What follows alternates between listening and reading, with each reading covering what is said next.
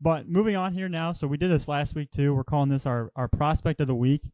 And again, like I kind of said last week, I think this is a great opportunity for us to continue to shine light on those uncommitted 2025s at the, right now. And I think eventually we'll move on to some of those uncommitted 2026 prospects. But our goal here is to each take a one uncommitted prospect, one guy, and just talk about them, kind of give them some love, talk about why we like them, and yeah, kind of break them down a little bit. So Drew, I see you got our first guy here. You're here at the top of the list, so I'll let you break down our guy.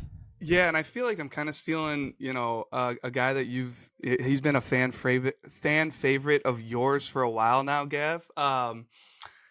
And I've really grown to like him as well. Kyle Beatty at Normal Community 2025. From all indications, he's still uncommitted. I had to triple check just because he's one of those guys at this point in the game, you think he'd be committed. Because he is a high level player. I'm a huge fan, and he plays up the middle of the field, shortstop, second base, depending on how high of a level he goes. Probably depends on if he can play shortstop or second base, but I like the glove. I like the feet. The arm plays across the diamond. And one of the reasons why maybe his commitment has been impacted is he's a pretty good football player from what I understand. He's a quarterback there at Normal Community. They're still in the playoffs. They've got a big matchup coming against Mount Carmel this weekend.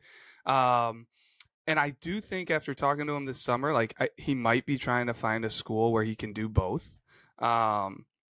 But I love him. Everything that you've told me about him in game, you saw Normal Community a bunch, tracking down all the arms they've had, and kind of right there in your backyard. But just a gamer, and seems like a great kid that continues to get better. He can pick it on the infield. I really like the swing. It's like on plane. It just seems like it's really gonna play.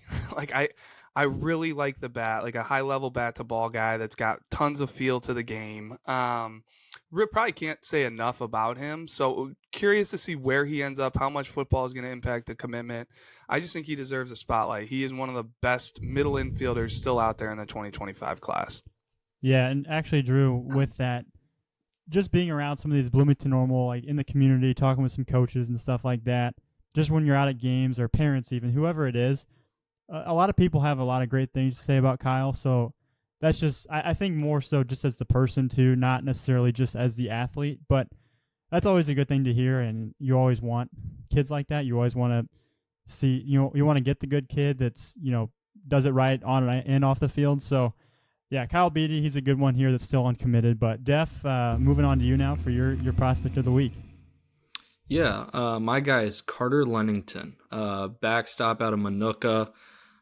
With Carter, what draws me to him is this summer, we were at a tournament at Rantoul.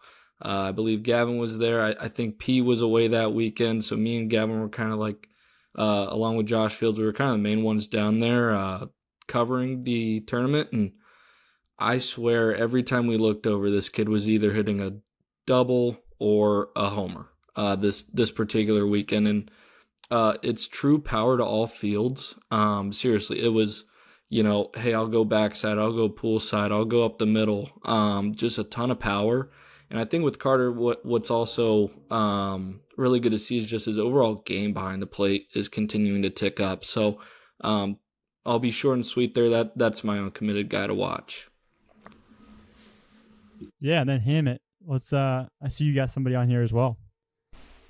Yeah, I'm going to go with Luke Yolich from Whitney Young, uncommitted senior. I'm actually watching his video right now. I didn't realize we saw him this summer. I was going to say I haven't personally seen him in a little while, but that's just a throwback name for me that I've long liked. I remember the first time I saw the kid was when Whitney Young was playing Riverside Brookfield. That must have been the regional championship at Whitney Young. And it was Owen Murphy pitching. So one of the best prep arms that we've had come out of the state in a long time. Running 95, 96 up there. Go ahead, Drew. Yolich was a freshman at the time, right? Yeah, he was a freshman. Okay. He was a freshman facing 95. And I remember there was one at bat in particular. He fouled off 5 fastballs in a row, and I was just laughing. I was like, who is this kid? And he's been hitting, it seems like, ever since. I really, really love the bat to ball. The hands are great. And on the infield, too, he's a good defender. He can looks like he was a state game or two. But yeah, the exit velos, the last time we saw him, which is at least over a year now, it was in the mid 90s. I'm sure it's a little better now. But yeah, I've just long liked Luke. Yeah, needs some love for sure. Yeah, and then my prospect of the week is Brock Fearday from St. Anthony. He's a 6'2", 209-pound right-handed arm. So I saw him at the state finals down there in Peoria, and he threw in the state semifinals for St. Anthony. He threw a 6-inning complete game, allowed 4 hits, and struck out 7. And from that point on, he was just kind of someone that I was intrigued to kind of follow and maybe get some more metrics, whether it's in an event or something. And he actually came to the Southern Illinois Open this past summer, and he was 87 to 88. He had a curveball that was 71 to 73, a slider that was 76 to 80, and then a changeup that was 78 to 81. I just really like the way that he moves. It is very easy. There is not a ton of effort. It's a loose arm, and the frame just looks like there's still more to come, more weight to be added. And with that, the velo and things like that will continue to tick up. But I think he is an awesome uncommitted 2025 to know that I've seen do it in game in a big performance in the state finals. And I know he was a state games kid where he might not have had as much success at the state games. And I mean, it's in August. Maybe he had a long summer of throwing or something. But yeah, Brock Fearday, 2025 uncommitted arm from that Southern Illinois area. I actually want to hop in really quick on Luke Yolich. He got a hit off Owen Murphy. All right, I just wanted to throw that in there. Thank you.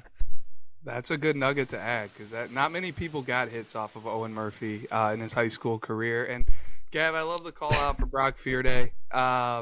St. Anthony down there in Effingham, and that's just another quality arm coming out of Effingham. They've had a long, long list with the old Jackson Lee, Zach Lee.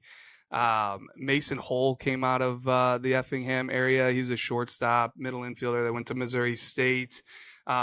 Chad Green's an Effingham arm that pitched in the big leagues, and I know I'm missing plenty of guys down there, but I don't think we can holler or at least shout out enough Southern Illinois quality arms. So like that prospect of the week there, Gav. Good stuff. Yeah, absolutely. And then right now, I just kind of want to take a quick second to kind of highlight some of our events that we have coming up in this preseason, our preseason schedule. We released it last Wednesday, and we have, I believe, 8 events throughout the state, multiple events in Chicago. We have an event down here in Peoria in my central Illinois area. We've got an event in southern Illinois. We've got, events scattered throughout the suburbs and in the city area. So be sure to check that out. And to find that, you just go on our website, prepbaseball.com/Illinois. Go to the showcases section at the top, and there will be a drop down that comes up, and you'll see upcoming showcases. And if you click on that, you can see each event, and you just find one that maybe works for your schedule or is in your location, in your area, and you can click on the event, kind of dig in, see what you get at a prep baseball event, the technology that we provide, what we'll be doing at that event, things like that. So just check out some of our events we have. Our preseason ID events are a great opportunity for our staff to kind of get a follow list for that spring high school season. And then within that spring season, we try and get a follow list for the future games. So kind of like Drew was mentioning before, like use some of these preseason ID events to get in front of our staff so we can kind of create a follow list.